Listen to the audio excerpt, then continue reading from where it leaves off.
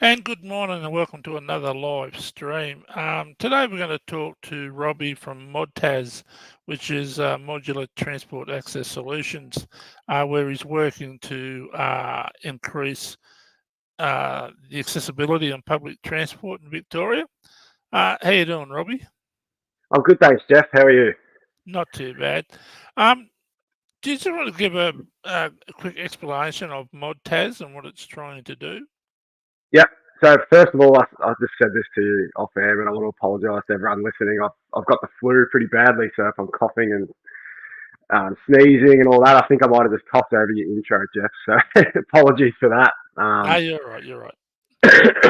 So ModTAS, Modular Transport Access Solutions. So created a couple of innovations, one aimed for the tram network here in Victoria and one aimed for the train network, and that's, not only Victoria, across Australia, worldwide, potentially.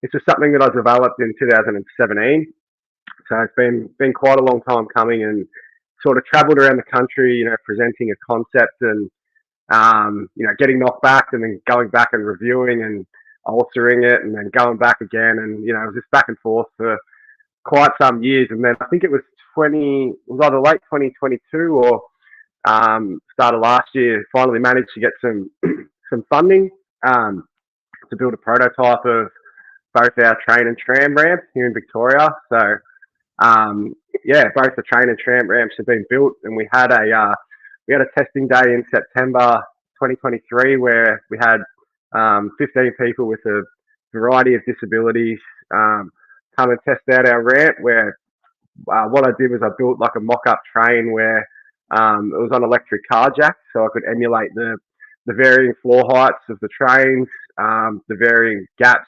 So obviously if you're at one train platform and then you're at a different train platform, the vertical gap isn't always the same, and same with the horizontal gap. So we tested with a variety of gaps to make sure that our ramp automatically adjusted both vertically and horizontally, and then all the people that were there testing the ramp, had a go and went up onto the train and let us know what they thought. That's a bit of background, and at the moment we're further developing our tram ramp here in Victoria to hopefully be tested against a proper tram sometime this year. So pretty exciting. So how does the ramp actually work on the train? Does it come out from the train itself, or is it on the platform? Or No, so it's on the platform. So it's designed for older train platforms. So here in Victoria, a lot of the platforms are 1.80 above the rail, but level access has been demonstrated at 1 metre and 170. So it's 90 millimetres higher than what the majority of the platforms are. So a ramp actually sits on top of the train platform, and it's a modular system. So depending on the stopping tolerance of the train, obviously if you've got, say, a 2.5 metre stopping tolerance for your train, then your ramp has to be at least 2.5 metres wide to cover that distance, or else your doors might miss. So it's a modular system that's built in 1.6 metre wide modules and can almost plug in like Lego to each other. So for example, you could have a 3.2 metre wide module, a 4.8 metre wide module.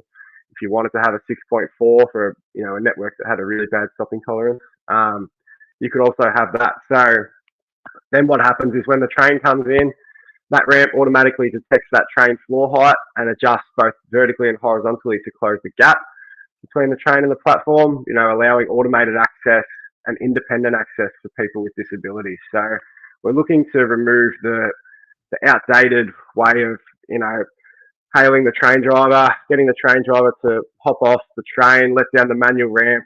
If the person's in a wheelchair, help the person up. Then they have to tell the train driver where they're getting off. The train driver has to remember when he gets to that station, he's got to get out again, do the same process. All of that increases dwell time at train platforms as well. So we're looking to really make that independent access for people with disabilities. So it's not only making it easier for them to board public transport, but it's also the fact that not everyone is outgoing and extroverted and all of that. So there's quite a majority of people that have disabilities are quite shy, and they don't want to be the centre of attention and have to call the driver or call the guard or whatever it may be to to come out and go through this process with them. They'd rather just be able to do their own thing and board independently, which I think is a great thing. I think so. I've had some horror stories. Here, I live in Armidale in New South Wales, and we have a little portable ramp, which a friend of Yeah. mine who's in a wheelchair helped develop. It only has handrails on one side, so I use that to get on the train here in Armidale, and Okay. I organised prior to let them know that I was getting off at Gosford and I'd need a ramp there. Yeah. So we get to Gosford Station, said to the person, "Is there a ramp?" "No, we don't have one in Gosford." And I said, "Well, I'm going to have trouble getting off because I'm blind and have mobility issues." So he said, "I'll help you get off." And anyway, I agreed to it. And he said, "Step out." So I stepped out and I wasn't far enough. So I went between the platform and the train. Oh, no Uh, kidding. no, it was probably up around, my leg went down as far as my upper thigh. Um, Well, and oh, it took the skin off my shins and it was hard to get back up. And yeah, far out. so yeah, it wasn't good. And like you said, a lot of the old stations, the platforms can be a lot higher, a lot lower, and a lot wider out from the train itself.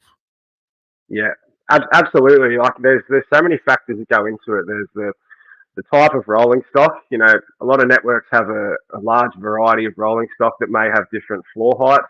There's a suspension on the train. If you've got a crowd, here in Melbourne, if you've got a crowd leaving the MCG after a Collingwood Carlton game in the footy when there's been 100,000 people there, the weight of everyone packed into the train also affects the floor height due to suspension. If you've got an older train, a newer train, that suspension comes in again. You've got curved platforms, which alter. If you can imagine a square carriage approaching a curved platform, that changes the horizontal gap. There's a whole heap of factors that go into it. And look, there's not really a one size fits all solution, but we just figure if we try and adapt to the rolling stock that's coming in, whatever height that may be and whatever horizontal gap that may be, then we're in a pretty good position to close that gap. Yeah, So how does that detect the different levels? Is it through a laser or? it's got sensors in the front of it. So that it's got what's called LiDAR sensors in the front, which just detect the train door threshold. So it's programmed by our electronics team, who are super smart guys, to detect that train door threshold. And what actually happens is when the train's slowed down and almost stops, the ramp will extend out a certain distance, which can be programmed depending on safety rules and testing and all of that stuff. So it'll extend out majority of the way, but it won't extend out all the way until those doors open. So at the moment, we've got it set at about 30 millimeters from the edge of the train door threshold. So as the train doors open, it'll just extend out that extra 30 millimeters. And then once it senses those doors close, it'll extend back that 30 millimeters. And if the doors keep opening and closing, say for whatever reason the train has stopped at the platform for 5 minutes, and the train doors are constantly opening and closing, it'll just continue that process.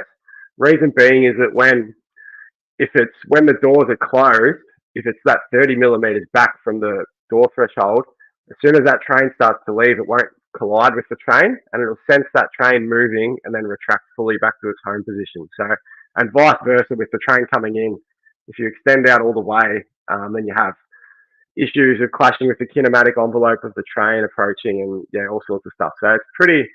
The guys that have done a lot of the work for the electronics and mechanical engineering company that we're using, they're pretty intelligent. We've thought through a lot of this stuff. So there's a lot that goes into it. Is that your design or is it a team design or? So it's my design. So I've had a lot of help along the way. I developed the design in 2017. It was started completely different, and then it just altered, and we got the designs up to the point where we got funding to build the prototypes. Everybody agreed that it's something that could work. And then we went and approached the electronics and mechanical engineering company, who then used the designs and essentially put all the moving parts together and programmed all the electronics that go into it. So, does ModTaz own that product, like that patent for the ramp? Yeah, both the train and tram. Yep.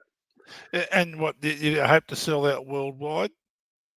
Hopefully, yeah. I mean, that's definitely the goal. We've obviously you got to start small and build your way up. But look, anywhere in the world that has these issues, we feel like we can solve, and it's not a solution that's going to work everywhere. I don't want to sound like I'm solving the world's problems here, but it's a solution that works for especially the older platforms. Like here in Melbourne, when a station gets upgraded, it gets lifted to 1170 off the rail, which is level access. So there's no need to have a ramp like this. But the majority of platforms that are older haven't been lifted to that level access height, have the variety of rolling stock it'll work for. So it's not something that's going to work on every station in every state in every country, but it's aimed at a large proportion of them.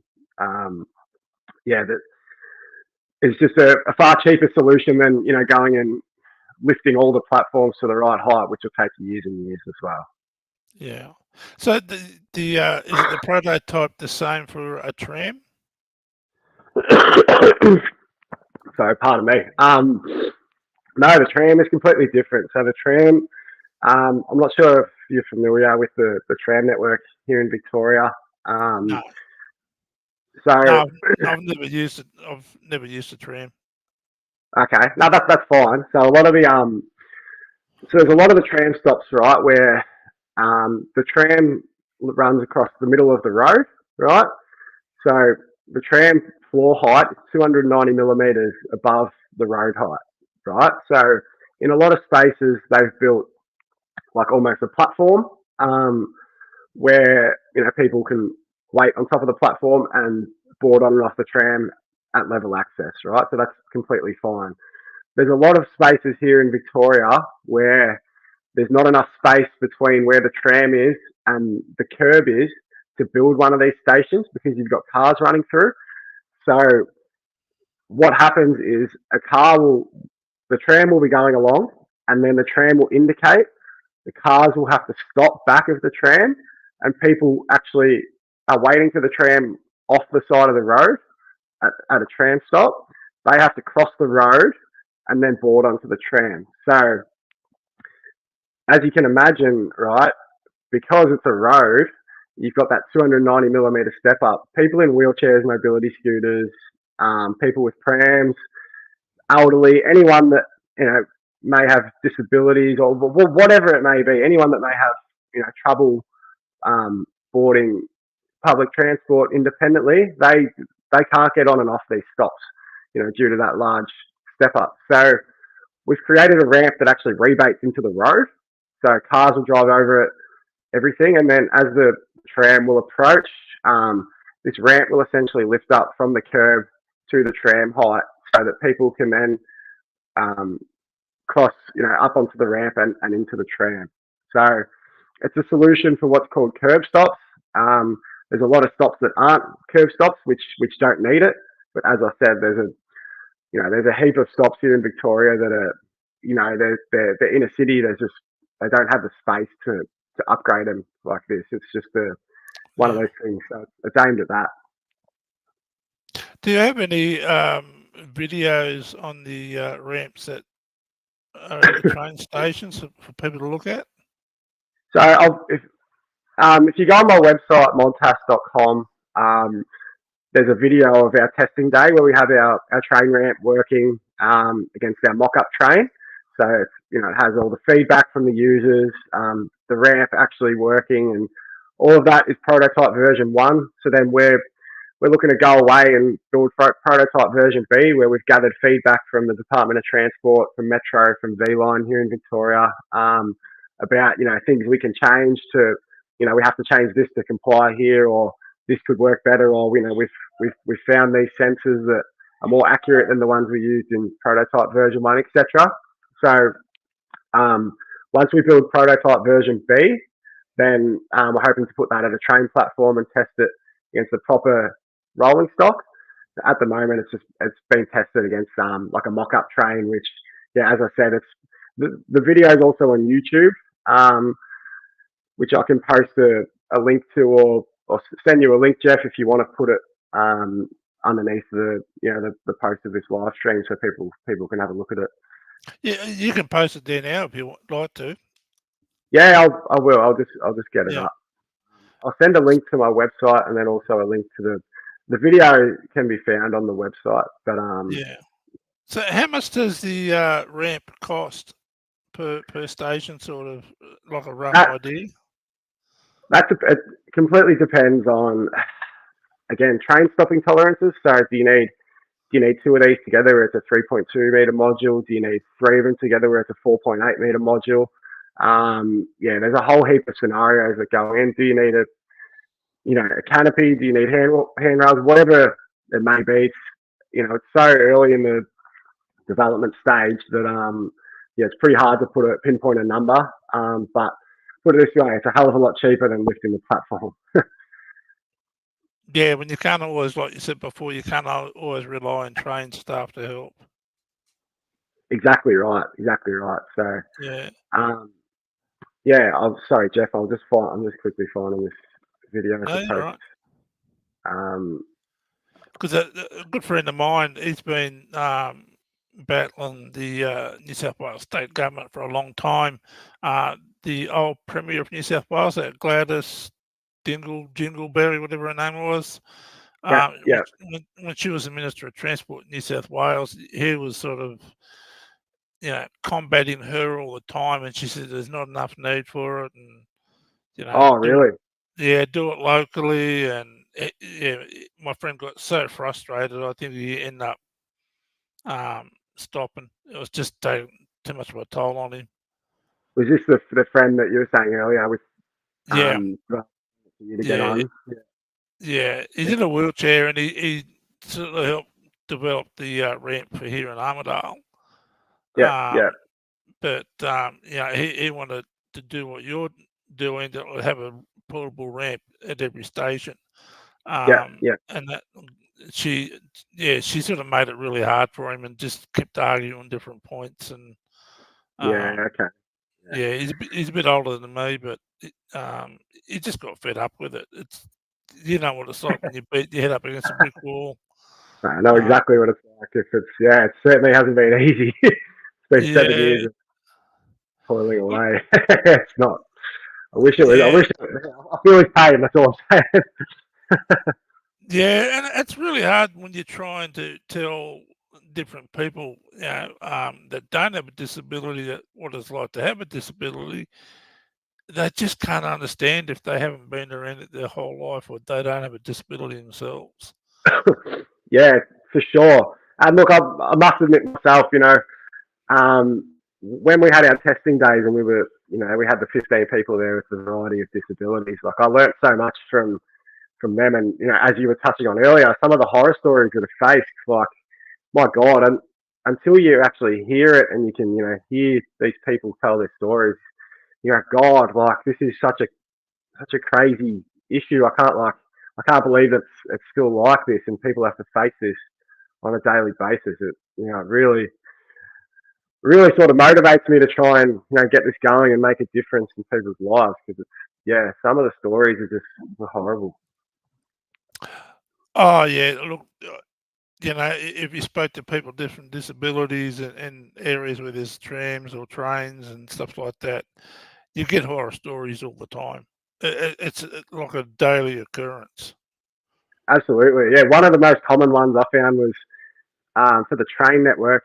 Someone will get on, the driver will get out, let down the ramp, help them up, and then the driver will completely forget about them. Can forget that they have to get off in two stops, and they'll end up going all the way to the city, or Yeah. or back and forth. And you go, God, like, these people, they've probably organised to catch up with their friends or catch up with their family or whatever it may be, or meet people at this platform, or they have to get to work or uni, whatever it is, they've organised their day, and this happens to them. I don't know, like it's just terrible. It really is terrible.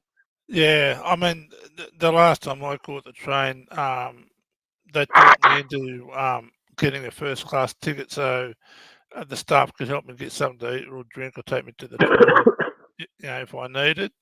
Yeah. As soon as the train left the station here in Armidale, the woman come and said, "If you want something to eat and drink or go to the toilet, you need to do it now because I haven't got time for you for the rest of the trip." Oh, really? Yeah, Yeah, right. There we yeah, go. it wasn't good. I just said, "Oh no," and I just yeah. My wife packed me something to eat and something to drink, but Oh, yeah, fair enough. Yeah. not good Yeah. experience. And there's one thing too. The last time I had caught a bus in Sydney, um, I let everyone get on first because my wife was doing sighted guide. And I said to the driver, "Can you please wait till I sit down because I'm blind and I've got mobility issues?" Yeah. And I heard this sort of, and I thought, "Oh well." And we started to walk. It was probably about a quarter of the way down the aisle. It took off, and my wife and I Really? shot towards the back of the bus, and I nearly went over. She pulled me up and held me up so I didn't hit the ground. We got a seat, but on the way off, I actually told him he was a prick. Fair enough. He sounds like he deserved it. Yeah, yeah, that was terrible. I could have hurt myself and hurt my wife, and yeah, it's just I think education is a big thing too. Yeah. Uh, Oh, definitely. I Definitely. don't know. I don't know what it's like in Victoria, but I know in Sydney, a lot of the rail staff, English is their second language, Yeah. and they really struggle to communicate. And yeah, it makes it difficult when you have a disability and you're trying to Yeah. explain your needs to somebody whose language isn't um, the first language isn't English; it's something else. Definitely. For sure. Absolutely. That's one of the main factors that goes into. That's why you need independent access. Everybody deserves to have independent access, I believe. So that's another factor there. It's just another problem you face trying to go about your day. It's way too hard. It's harder than it should be, especially in today's age. Like you said, when they do station upgrades, they bring it up to a certain standard, which is great. But there's a lot of country stations that are even worse than the ones in the metropolitan areas. Yeah, yeah, for sure, absolutely. Yeah, each station, there's certain stations out there that are they're old. They may be heritage listed, for example, so they haven't been raised.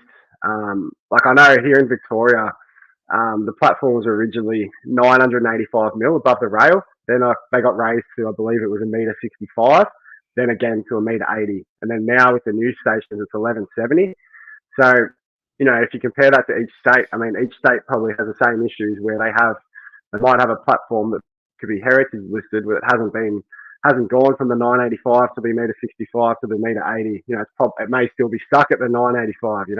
Like an Yeah, old country town and then you've got these giant gaps and these issues that people face. So there's a whole wide variety of um, parameters that go into this thing. Like it's just yeah, it goes very deep, and that's sort of why we've tried to just create something that we're not trying to change the network the way it is. Like it's impossible to try and change everything. The different heights of the stations, all the types of trains. We're just trying to adapt to it all. So whatever it yeah. is, we're just trying to follow it. So That's it. has the government accepted the prototype for the trains and you're going into production, or is that still? That's that's still in the works. So the tram they have. So we're doing well. The supported prototype version too. But I've got upcoming meetings in the next couple of weeks with um, organisations like Metro and DTP and stuff. So looking to try and get that get that going now and progress it because the feedback from all the users was extremely positive and yeah we just sort of looking to try and make a difference. So yeah, hopefully it can it can start to move in the coming months. So how long does it take um, to build a modular ramp? I know you said there's different widths, but how long does it actually take in the factory Well, to make one? that, that depends on. So I mean, let's just say, for example, complete hypothetical here. So we built a prototype and it worked really well, and whatever state it was, government said, oh, we want 100 of these. Then at that stage, we're using pretty local small company that are doing all the work at the moment. We keep them on board. We probably end up hiring, far more people to build it and put it together. So that time that it's taken to build these prototypes would dramatically reduce, and it'll become, like a large production line or this sort of thing. And we could scale that time dramatically. And I think just when you build anything for the first time, it's all an experiment and you learn things. And for example, from if we were to go and build a prototype version 2 from scratch completely, it would probably take half the time than it did for the first time we did it. So we're confident that if we do get the go ahead eventually, that we'll be able to get them done pretty quickly. So do you Again, think if it's hard to say an exact time. I'm sorry, I know I'm not giving you a perfect answer, but we think we'd be able to get them done pretty efficiently. So have you been to New South Wales to spoke to the Minister of Transport there yet, or? I've been to New South Wales a couple of times, and that was a few years ago, though. I did a presentation at a Track Safe board meeting back in 2019, which Howard Collins was a part of back then. And then he invited me up to Sydney, and unfortunately, the morning of, he got called out to another meeting. So we met with Nev Nichols, who was I think he was the head of safety at the time for Transport for New South Wales. So I have been up there, but in recent times we've been sort of pretty focused on Victoria, who have supported us financially to get this going. So look, it's definitely in the long-term plans to go up to New South Wales and Queensland. We've had a lot of back and forth with Queensland also, and across all the other networks. Just right now we're sort of just trying to essentially focus on Victoria. But it's certainly in my mind that once we get version 2 going, it'll be hopefully nationwide. Yeah, it must be quite difficult because Queensland, New South Wales, and Victoria, they have different standards for their trains, so it's not one standard right across Australia. It goes state by state, if you know what I mean. Absolutely, I know exactly what you mean. Yeah. We've certainly learnt that. Yeah, and this is the thing. If it was like one standard line right across Australia, then you'd have one solution that'd fit all. But having to go into each state and meet their standards, and you have to fiddle around with the the electronics and the ramps, and makes it a bit more difficult. But For